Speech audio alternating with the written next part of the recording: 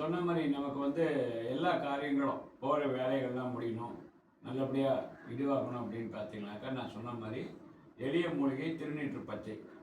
அந்த திருநீற்று பச்சையை உங்கள் பாக்கெட்டில் விபூதி வாசனை வரும், அதை உங்கள் பாக்கெட்டில் வச்சுட்டு போகிறப்ப போகிற காரியங்கள் எல்லாமே உங்களுக்கு நல்லபடியாக முடியும். எல்லோரும் உங்கள்கிட்ட சண்டை போட மாட்டாங்க. அதே மாதிரி பார்த்தீங்கன்னாக்கா, கடையில் நாட்டு மருந்து கடையில் கேட்டால் வசம்பு அப்படின்றது கிடைக்கும். அந்த வசம்பை வாழ்ந்துட்டு நெருப்பில் சுட்டுட்டு அதை நல்லா நெய் விளக்கில் நெய் போட்டு என்ன பண்ணாக்கா, நெய் விளக்கு எரிய வச்சு அதில் வசம்பை சுட்டுட்டு கொஞ்சம் நெய் போட்டு மை மாதிரி குழைச்சிட்டுங்க.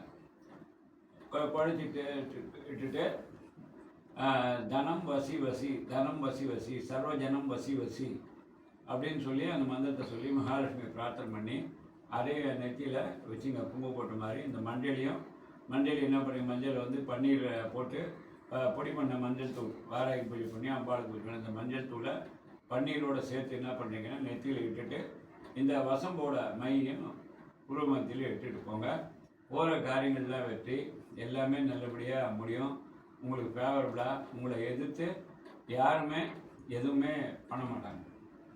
அதே போல் நம்ம என்ன பண்ண போகிறோம், இப்போ பணம் வரணும், அதுக்கு உண்டான சில விஷயங்களையும் நம்ம பண்ண போகிறோம். பணம் வரத்துக்கு என்னென்ன விஷயங்கள்லாம் பண்ணலாம் அப்படின்ற மாதிரிலாம் எல்லாத்தையுமே நம்ம பற்றி பேச போகிறோம். கூடுமானவரையில் வீட்டில் நெய் விளக்கு ஏற்றுறதுன்றது விசேஷம்.